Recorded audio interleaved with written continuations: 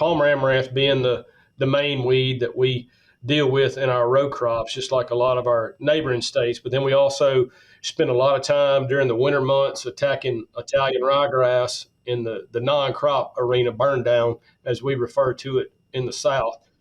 So those two weeds take up the majority of our time in row crops, and then we focus a lot of our efforts in rice around barnyard grass, which we have a lot of different cases of resistance in barnyard grass, several different herbicide modes of action there. So, umbrella term, herbicide resistance is what we spend the majority of our time doing.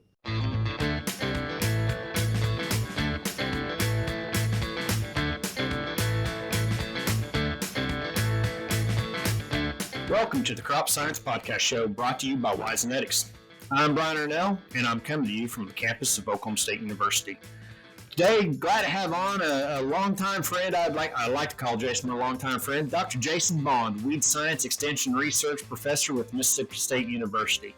Dr. Bond is a project leader for applied weed science in his extension research program focused on the row crops in Mississippi. Jason is also involved in technology transfer to growers through a variety of outlets. Jason, I'm glad to have you on today. Thanks, Brian. Hey, so I always like to ask, tell the audience a little bit about how you ended up in not just Mississippi State, but ended up in the weed science realm. Well, pretty direct path. I grew up on a farm in southeast Arkansas. My father and both my grandfathers were farmers, and my dad still farms. He's semi-retired now. I went to LSU and did my undergraduate degree in agronomy there, and was introduced to weed science in the latter part of my undergrad, and did a master's degree in weed science at LSU, and then finished up a Ph.D. in weed science at the University of Arkansas. And going to LSU was a big deal for me as an undergrad, but then too professionally, because when I graduated from the University of Arkansas, my first job was back at LSU, so I had a lot of connections there. And then that put me into the rice world. I worked at the rice research station in Crowley for the LSU Ag Center for 2 years. And then a connection with LSU got me back there and then into rice, which ultimately led to me coming to Stoneville. My first job here was rice, weed, and pest management. And if I had not done that agronomy job at LSU, I wouldn't have had the opportunity to come to Stoneville and do weed science and pest management, which ultimately we hired some other folks and stopped doing the pest management and focused strictly on weed science for the last, 18 years. So, Bond, I would say, and maybe you'd say differently, your path was a little bit different. A lot of our kids that we see through our program starts out at their local university. So I would have expected you to say you started at U of A and then it went to LSU. What was the path that took you away for undergraduate from starting off in your home state? So I grew up in southeast Arkansas, but I actually graduated from high school in Mississippi. So a lot of my classmates went to Mississippi State. They went to Delta State, which is a local university here in the area, and I wanted to go somewhere else. But I also had classmates that grew up with me in Arkansas that graduated from our same high school, and they went to Fayetteville, to the University of Arkansas. So I wanted to go somewhere different. And honestly, at the time, 1993, it was about 100 miles. Well, it is still about 100 miles closer to Baton Rouge from my hometown than it is Fayetteville. And then that was before we had the interstate going to Fayetteville, so it was a lot easier to get to as well. Yeah. Well, I think that's an interesting pathway, and I think it's a good one that shows a little bit about your willingness and desire to not follow trends. And so kind of building off of that one, tell us a little bit about what you and your program's doing nowadays, Jason. So we spend, Brian, probably 90+% of our time on something related to herbicide resistance. So we work in all the different crops and with, of course, attack all the major suspects, palmer amaranth being the main weed that we deal with in our row crops, just like a lot of our neighboring states. But then we also spend a lot of time during the winter months attacking Italian ryegrass in the non-crop arena, burn down, as we refer to it in the South. So those two weeds take up the majority of our time in row crops, and then we focus a lot of our efforts in rice around barnyard grass, which we have a lot of different cases of resistance in barnyard grass, several different herbicide modes of action there. So, umbrella term, herbicide resistance is what we spend the majority of our time doing. So this might be a stupid soil science question, but to me, if I look at weed science from across North America, I would just imagine weed science in the South, especially the Mid-South, has an extra challenge because don't you continuously have capability to germinate weeds? And I look, you go further north and they actually shut down at time. But I would think down in your country, a lot of the times weeds have, and a weed seed bank has a capability to germ throughout season, throughout year. Exactly, and you consider where we are right now in our, I guess, growing season. Growing season is over in a lot of cases now. Most of our corn has been harvested, at least in our local area. A tremendous amount of soybeans have been harvested. We've had some rain over the past couple of weeks, and so a lot of weeds will begin to emerge. And our annual first frost date historical is probably sometime around the 5th to the 10th of November. So, yeah, we have a big stretch of time between now and our historical first frost where we can germinate some more weeds and then produce more weed seed. And that's always a complicated thing to talk to growers about.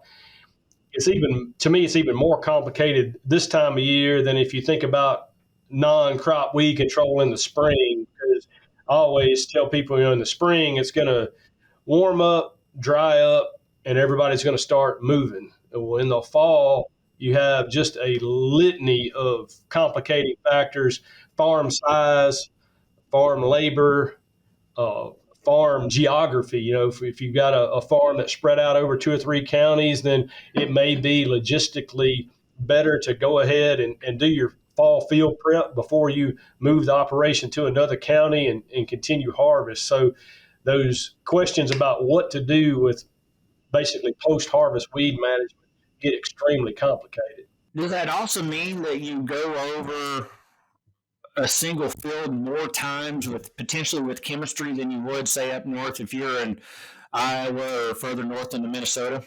I think it varies, Brian. I think it depends on that individual operation. So if there was a recommendation, and I don't think we have a formal recommendation, but, talking to people on the phone, my recommendation, say in a cornfield, is to leave the stubble laying as long as practical. So that's the straw acts as a mulch, and even if there's moisture there, hopefully it suppresses some of that weed emergence. But what's practical for you may not be practical for me. It may be practical for me to leave it for 2 months, but for you, it's only practical to leave it for 2 days.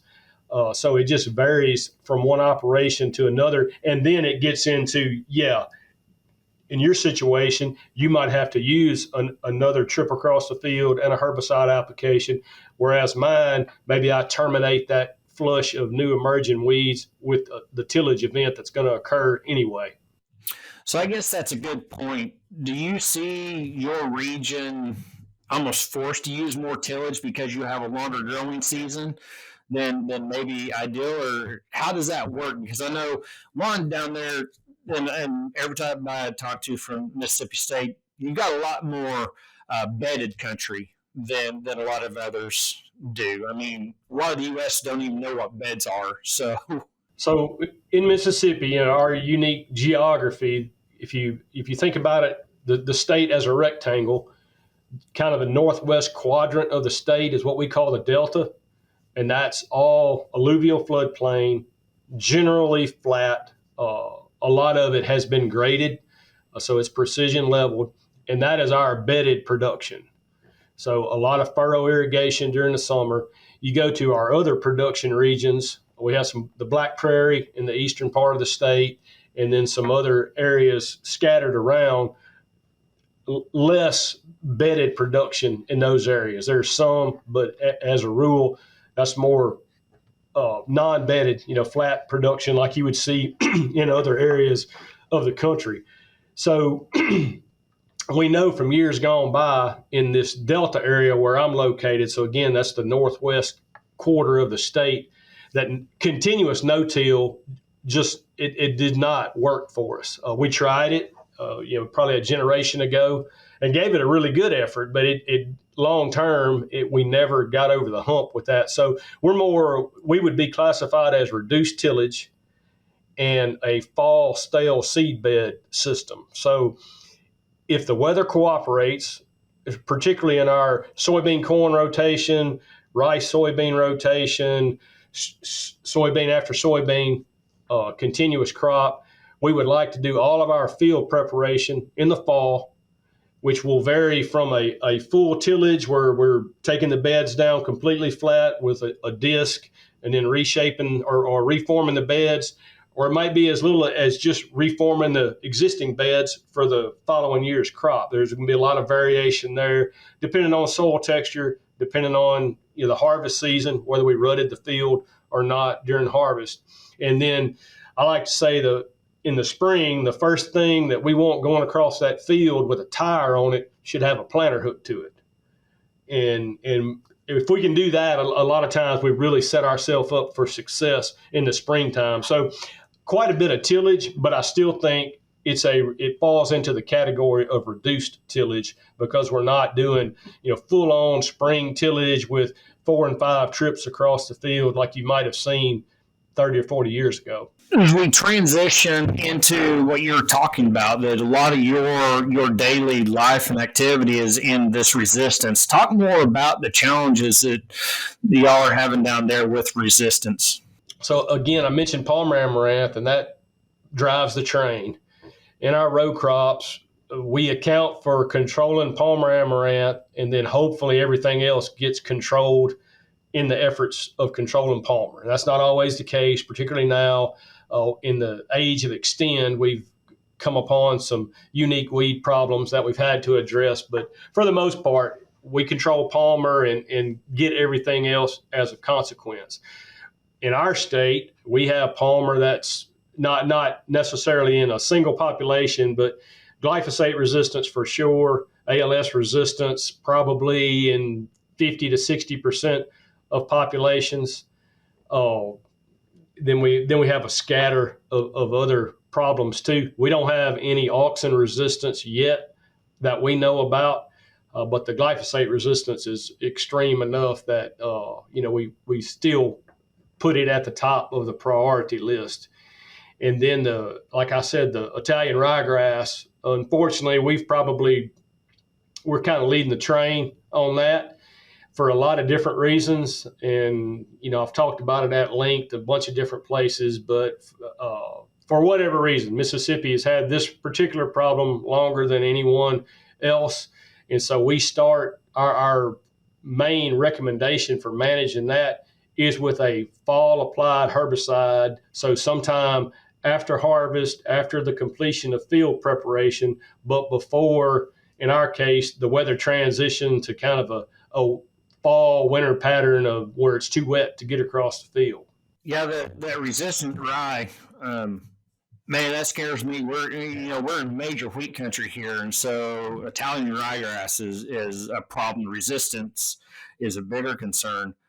And I guess it goes back to the previous comment is how do you manage resistant ryegrass when I'm assuming you have more than one flush? I know here in Oklahoma, we can take a couple flushes even into the spring flush and in that management of, okay, we got our fall application, do we do a 2-shot, 1-pass? It can get awfully expensive too when we start throwing the whole book at this ryegrass problem. For us, the data that we have indicates that it's a minimum of 2 applications, herbicide applications, to approach complete control. And that may not be 100% control, that may be 90% control, but to get to what you would call optimum, it's 2 herbicide applications, whether that is a fall application and then cleaning up escapes at some point in the spring, or whether that's terminating the first flush in the fall with your final tillage event, and then 2, what we call, again, burn down applications in the spring, so post-emergence to the ryegrass. But you just can't do it with a single application. Now, to your comment about the flushes, when I first started dealing with ryegrass in Mississippi, I did the wheat work in Arkansas when I was in school, and the spring flush was just a given there. But when I got to Mississippi, those first few years, where we were working at least, we didn't see a tremendous spring flush. But I'd say in the past 5 years, we've really selected for populations that exhibit a spring flush. And it can only be because we spent 20 years attacking it with fall residuals when we could. In the years, there have been, 2-3 years in a row where we didn't get many fall treatments out because of the weather during that time of the year. But then there's also been 4 and 5 years in a row where we were successful getting a tremendous amount of acreage treated with that fall treatment. So I think we're selecting more for populations that do have multiple flushes, whether it's just 2 main flushes, fall and spring, or multiple flushes throughout the winter season. So I got one more on this. I got two. What crops and how's Italian rye for us in wheat country? It's easy to see what Italian rye. What crops is Italian ryegrass impacting at Mississippi? It's the biggest problem for our grass crops. So corn for sure. Grain sorghum, we just don't grow a lot of grain sorghum right now. We have in the past. And then rice. Our wheat acres are really low. And certainly it would be a problem on wheat, but we don't have a tremendous amount of wheat lately either. But the corn is the one that it really impacts. So the data that we have, return on investment, and this would be, keep in mind, in the areas that we were doing this was dry land production. And again, most of our corn, at least in the area of the state I'm in, is going to be irrigated. But it was a 13-to-1 benefit to cost. I got that backwards. 13-to-1 benefit to cost ratio. So for every dollar we spent on herbicide to control Italian ryegrass, we got $13 back in corn yield. And that, again, that's dry land, flat production. So in that scenario, our top end yield was like 160 bushels. That's crazy. I would never thought that much of an impact on the corn crop, because I don't even think about ryegrass in our corn production, really. I think of it as a wheat problem. So it's a variety of reasons from just physical competition. So you think about a big clump of ryegrass in March, and if it's right on top of the bed, or it doesn't even have to be a bed, if it's just right in where the drill is going to go, or the disc opener is going to go, well, it's going to bounce that planter out of the ground. And so we know seed placement is a big deal for corn, and so that's the first level of it. The second level would be the competition for light, nutrients, water as those seedlings are emerging. We also know that corn doesn't really like anything close to it, up to and including another corn seedling. So that just the presence of that clump, whether it's alive or dead. So some other work that we've done, Brian, not only do we need to control the ryegrass before we plant corn, it needs to be controlled well in advance of planting, like up to 28 plus days prior to planting, to completely avoid the competition. But ryegrass is allelopathic, and I can't offer you data to that, but it's well documented. But so that means that we kill this clump of ryegrass, and as it's breaking down, it's releasing a chemical that inhibits plants growing around it. The classic case of allelopathy is black walnut trees. That's the one that you always get in classroom situations. But it releases a chemical as it's breaking down, and that keeps plants from growing around it. So the time where ryegrass is rapidly growing in our geography is the time where we're planting corn. And then I mentioned rice, which naturally is not a issue for y'all, but the texture, the soil textures that we grow rice on, Italian ryegrass tends to not like them as much. So we grow more rice on a clay soil, and ryegrass tends to like a lighter textured soil, so a sandier texture. But we do have a lot of fields that we grow rice on that are impacted by ryegrass. I have less yield data with it, but I mean, you're talking about a 20% stand reduction. We have documented, and up to a 2-week delay in maturity. So those are significant impacts. Jason, what chemistries is your ryegrass resistant to? What are you guys looking at as far as resistance? So glyphosate, for sure, that all the ALS herbicides that would be effective on ryegrass, we exhibit resistance to. So, for example, for your wheat guys, Osprey and Powerflex, those were introduced into our geography. Our populations were already resistant. So it was not the fault of Powerflex and Osprey, which are great ryegrass herbicides on a population that's not resistant. But then we also don't have many other ALS herbicides that are effective against it. So that's really not a issue for us, especially now with lower wheat acreage. Oh shoot, Brian, I lost my train of thought. We have some ACCase resistance. So clethodim, which is the ACCase herbicide, is the main post-emergence product that we use during the wintertime targeting Italian ryegrass. We have multiple counties that exhibit resistance to it. A problem with clethodim is it's not a slam dunk on Italian ryegrass to start with. So if everything is perfect, you're looking at maybe 90% control. And an application of clethodim targeting Italian ryegrass in Mississippi is rarely, if ever, perfect. So you think about January in your state, my state, any state, the weather is it's either going to be cold or it's going to be wet, or it's going to be the application is going to get delayed because it was cold and wet. And it's never a precise, well-timed application. Now, we see the same problem with clethodim in our populations. It's just that you can try your best to get it perfect, but there's no 100%. Is ALS, and so this goes back to me being on the soil side, is your ALS your really only options for residual type herbicide? Oh, no.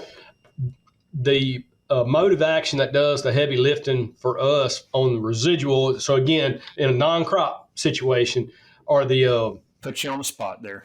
Group 15. I thought that was right. So the Group 15 herbicides, in our case, a lot of metolachlor or products that contain metolachlor. So there's some premixes out there that are effective. Residual gets some play, and it's very effective too. Clomazone, which is not a Group 15 herbicide, clomazone's a bleaching herbicide. It's the only product we can use in a field that'll be planted to rice the following year due to carryover concerns. And so the last really, well, not including 2024, Brian, but 2022, 2023 in the Delta counties in Mississippi, just a tremendous, I'd be lying if I even venture to guess at the percent of acres that got treated. But if you drive down the highway, major north-south highway, east-west highway in my part of Mississippi in January and February, you just won't see very many green fields. Just a lot of fields that receive that fall residual herbicide in the interest of controlling this one weed. I completely forgot about metal and residual. We use that a lot in our country. Now this goes back to the soils question. What kind of pH are you guys dealing with on the soils? For us, that's been a bit of a challenge because we've acidified our soils, and that soil acidity greatly affects some of our ALS herbicides and some of the residual herbicides on their length of time frame. Are you guys particularly neutral, or do you have any acidic soils? Acidic, but not alarmingly acidic. And then, two, we have areas where we have actually high pH soil. So you go to my fields here at the station in Stoneville, and my pH is generally going to be 8+, and it's due to my irrigation water. And that takes a whole nother issue when it starts talking about carryover of atrazine and other chemistries, because they're going to be there forever. One thing is, particularly with you, Brian, being a soils guy, me and others too, but primarily me, promoted this fall application, these residual herbicides for many years. And I won't say we did it in a vacuum, but we kind of did it in a vacuum. We were talking about it in the context of weed control and not in the context of farm management. And I think we did a lot of growers a disservice in that, because it is it is a good tool to get you off to a great start in the spring, whether you have a ryegrass problem or not. So the fewer weeds you have to deal with in the springtime, the better off you are for your planting operation. But we also have soils where the fall application is not optimal if we don't have that targeted weed species because of erosion.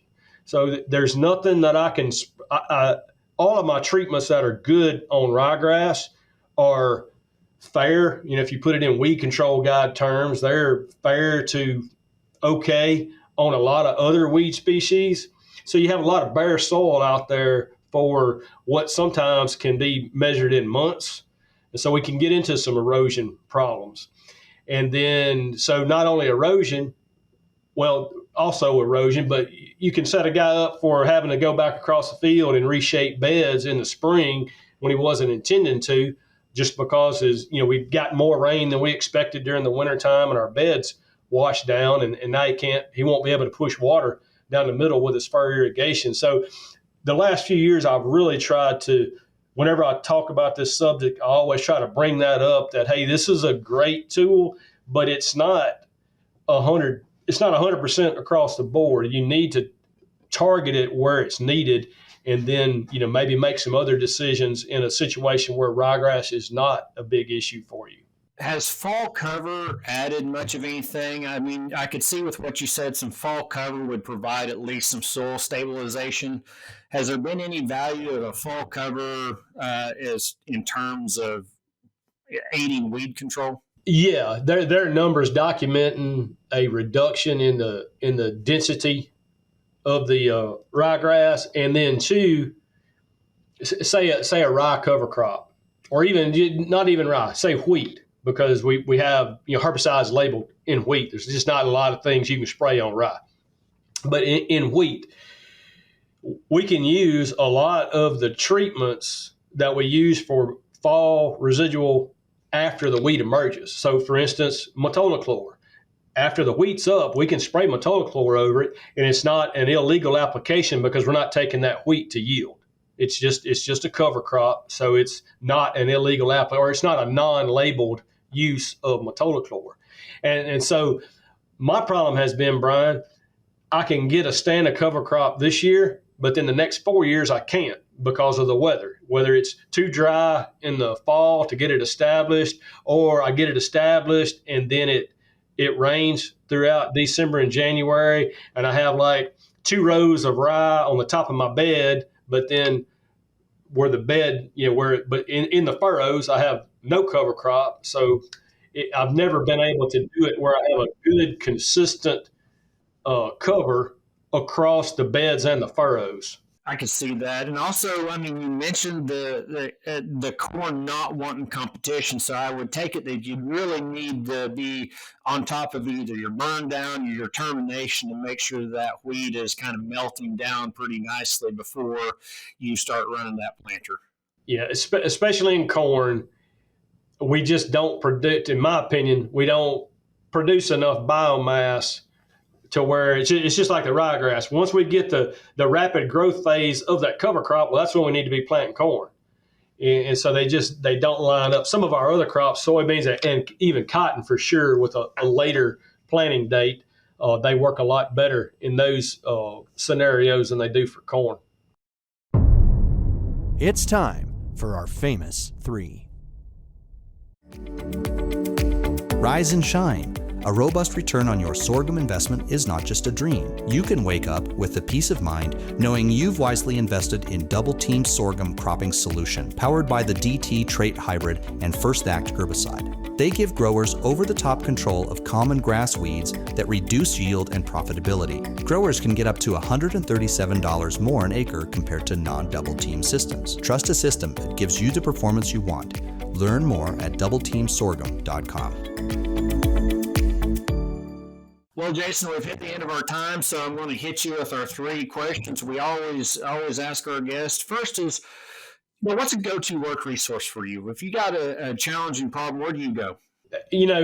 For me, I look at my neighboring states' weed control guides for weed control information.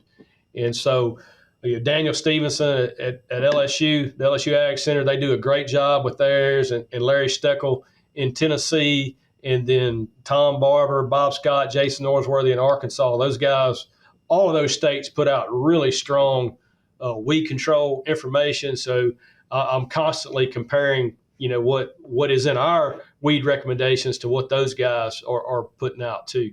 Now, I think I can take a guess, but what do you do for fun, Jason?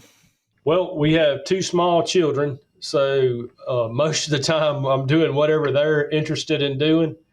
And so right now we do a lot of monster trucks, and then we're making a lot of slime. Oh, you're in the slime era. Oh, man. We rent so many carpets and rugs over the years at our house. Our freezer on our refrigerator, the freezer's at the bottom, and it's a drawer that pulls out. It was welded shut yesterday because somebody spilt a bowl of slime, homemade slime. And but then in the fall, I do enjoy deer hunting during the fall. All right, and last question: where do people go to find out more about Mississippi State weed science? Our best resource is our crops blog, which is MS Crops. Just if you Google MS Crops, you'll come upon our Mississippi Crop Situation blog, which has been in existence for many, many years now. And now we have a podcast that goes along with that. And that's where I put out most of my information is through the podcast. Dr. Tom Allen and we host that, similar to what you're doing, Brian. And so that's when here I have an issue, we generally put it out over the podcast, but we still have a lot of written content too. And then all of the archived content is available on that Mississippi Crop Situation blog. So it is a vast, vast resource. Well, folks, that wraps up another episode of the Crop Science Podcast Show presented by Ryegrass. Thanks for joining us today with our guest, Dr. Jason Bond, Weed Science Extension and Research Professor with Mississippi State University. Folks, if you've enjoyed this, hit that subscribe button so you get notified next time we drop a new podcast, a new video. Also, share this with your friends and peers if you've learned something today. If you have any questions or comments, please feel free to leave those with us and any guests you might suggest. Jason, again, thanks so much for taking your time today. I always enjoy visiting with you. Thanks, Brian.